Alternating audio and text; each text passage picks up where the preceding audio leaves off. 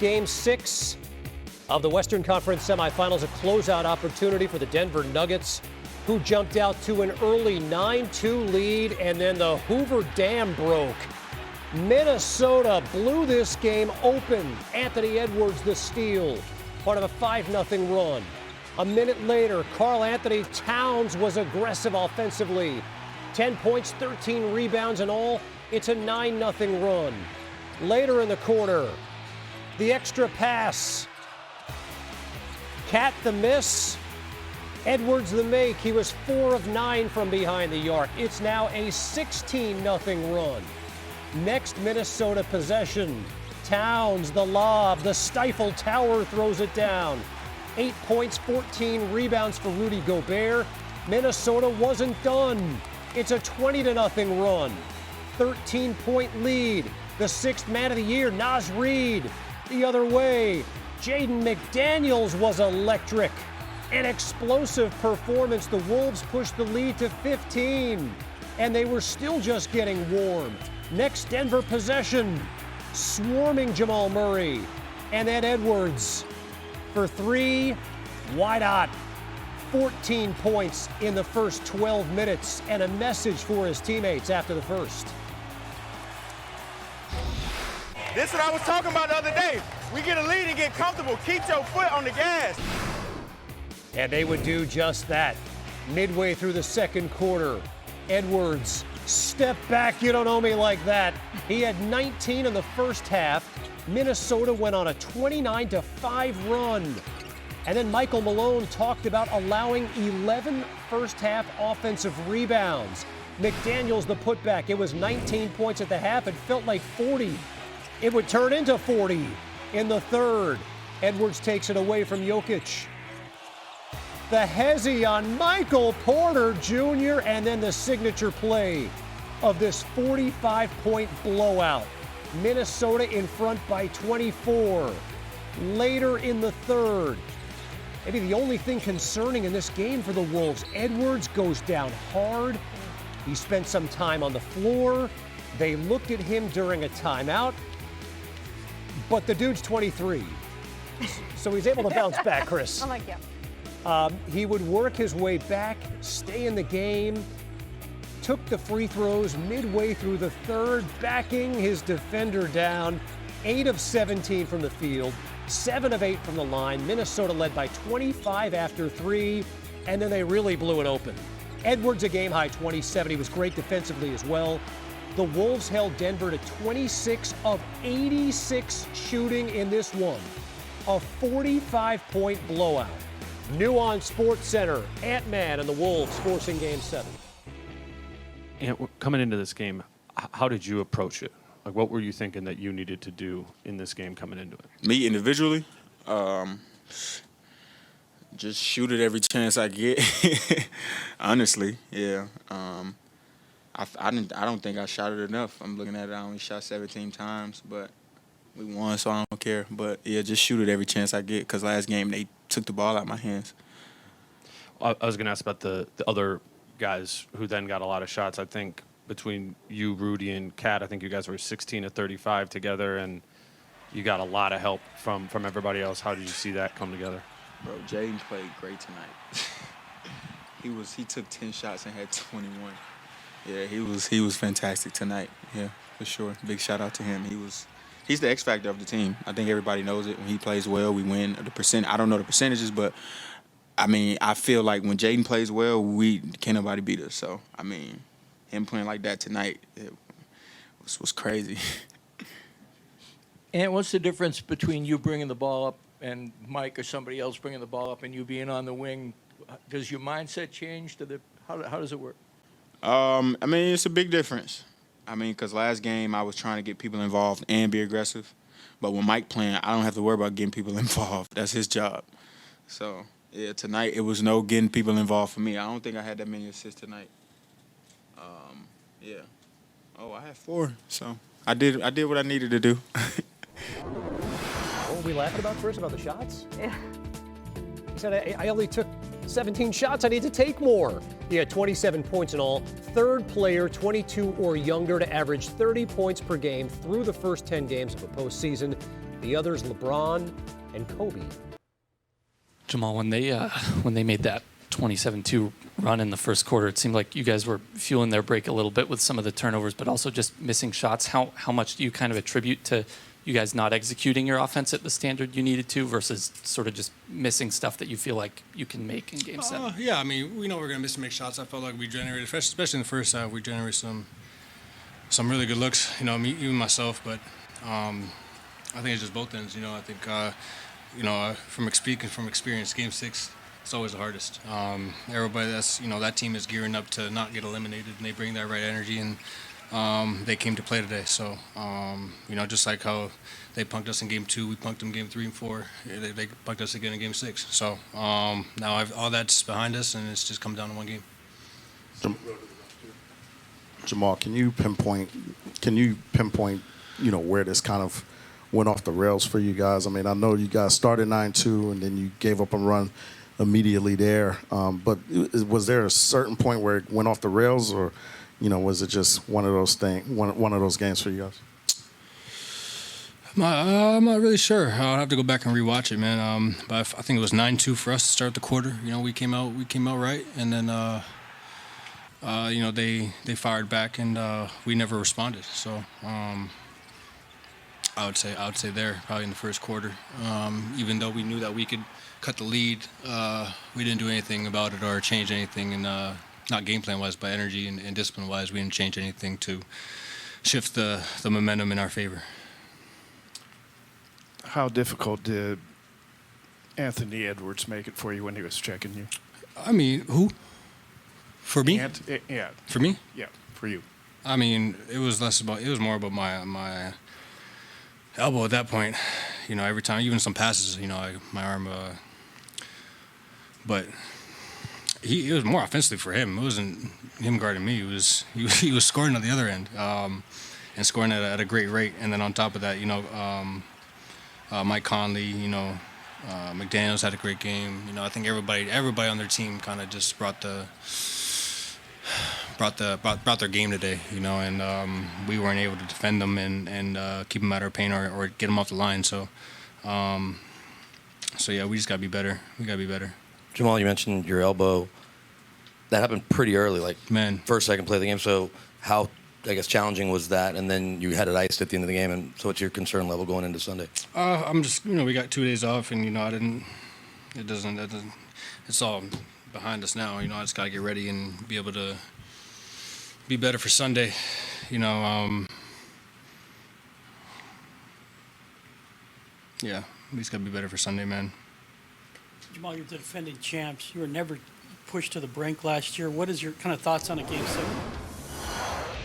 Terrible night for the Nuggets overall, who shot just 30% from the field, their worst in a playoff game all time.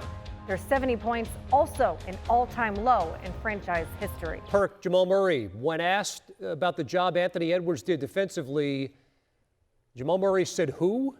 And then he said it was more about his elbow than the job Edwards did defensively. What did you hear there? That ain't what I witnessed. He was on his behind like back pockets. And at the end of the day, look, he has to rise to the occasion. When we talk about the best duos in the game, we talk about Jokic and Jamal Murray.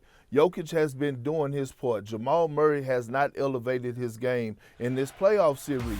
We have grown to know that Jamal Murray over the past years have went from a good player in the regular season to an all-NBA caliber player in the postseason. We haven't seen that in this series, and it's because of Anthony Edwards. If you watch the film or you're watching the game, Anthony Edwards is guarding him. Anthony Edwards is taking it personal. Jamal Murray knows that. Now you're going back home. You have to return the favor. Jamal Murray needs to help Jokic out like we was begging others like Karl Anthony Towns to help Anthony Edwards out, and now we need to see what happened. Who wants the smoke? Yeah, and we can lay a lot of the blame at the feet of Jamal Murray, and that's fair. But Perk, Denver missed 60 shots tonight.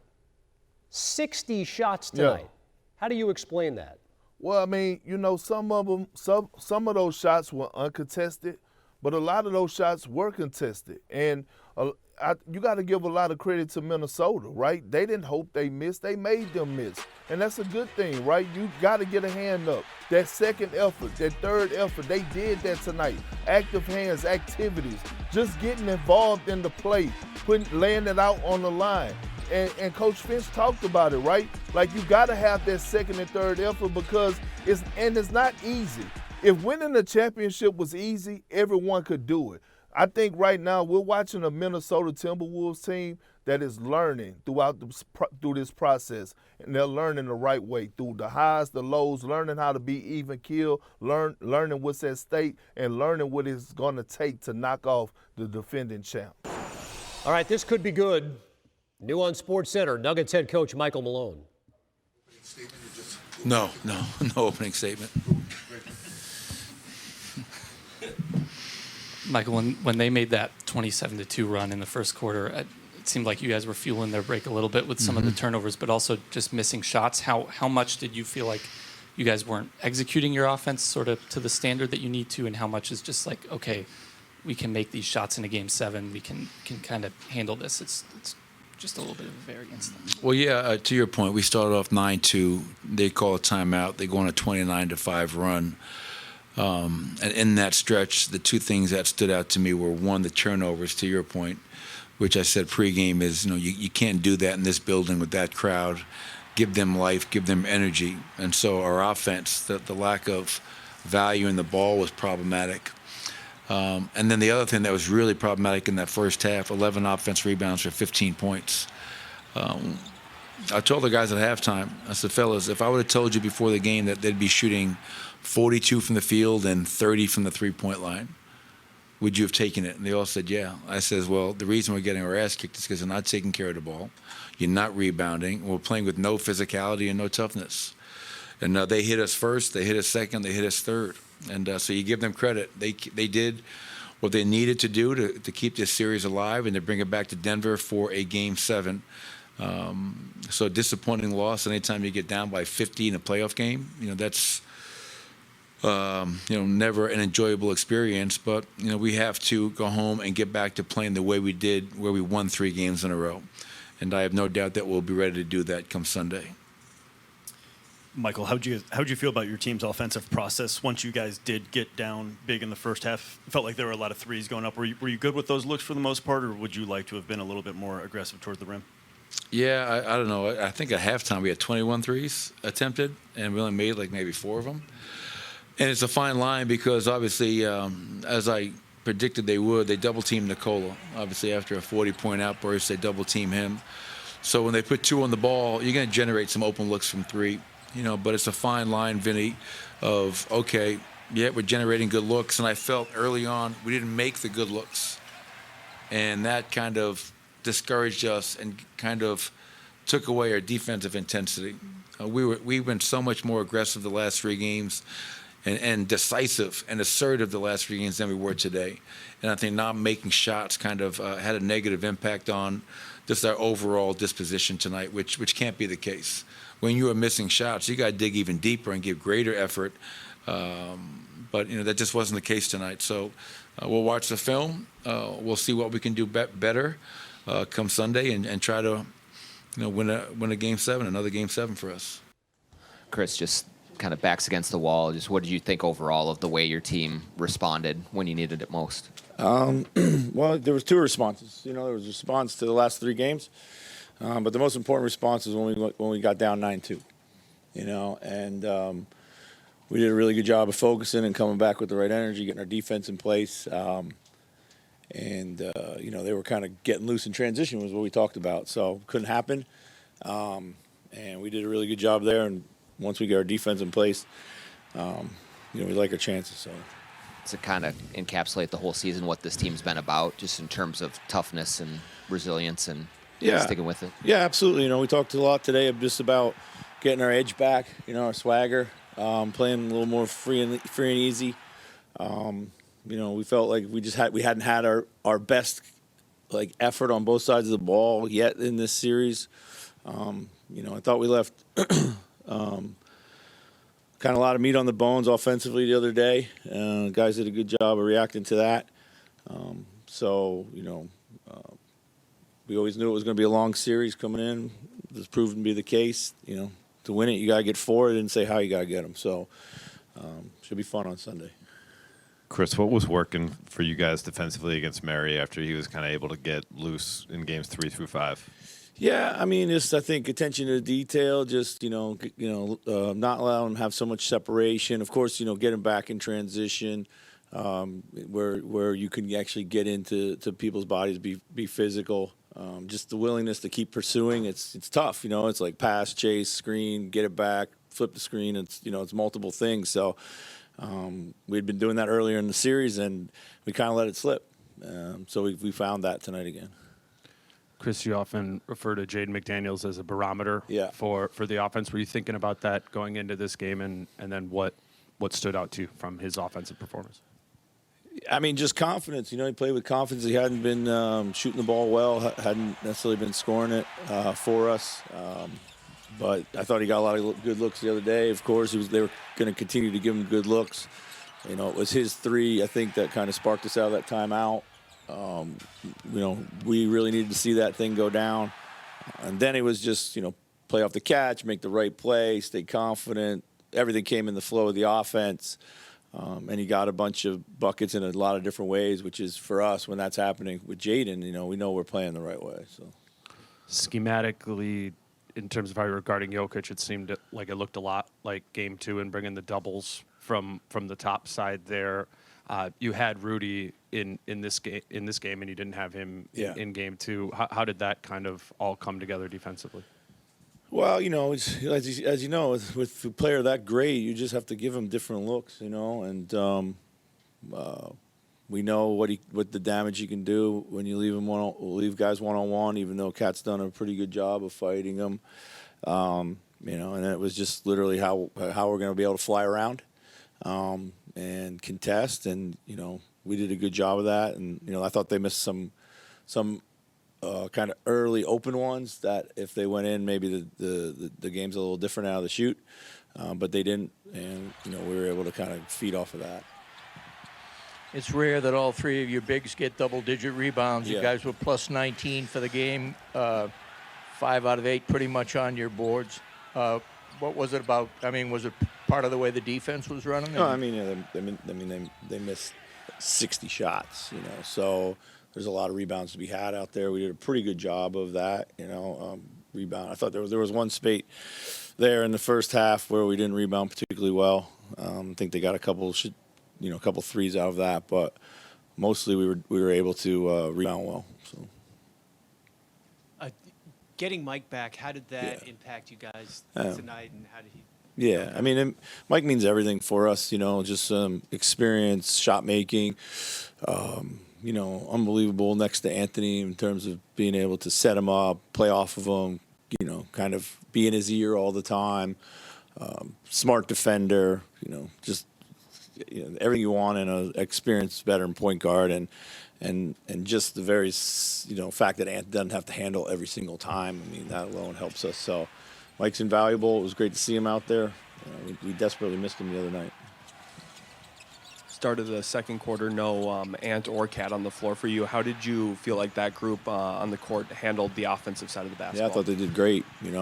That's a lineup that we used a lot in the second half of the season to start the fourth quarter, and we found that lineup really clicked.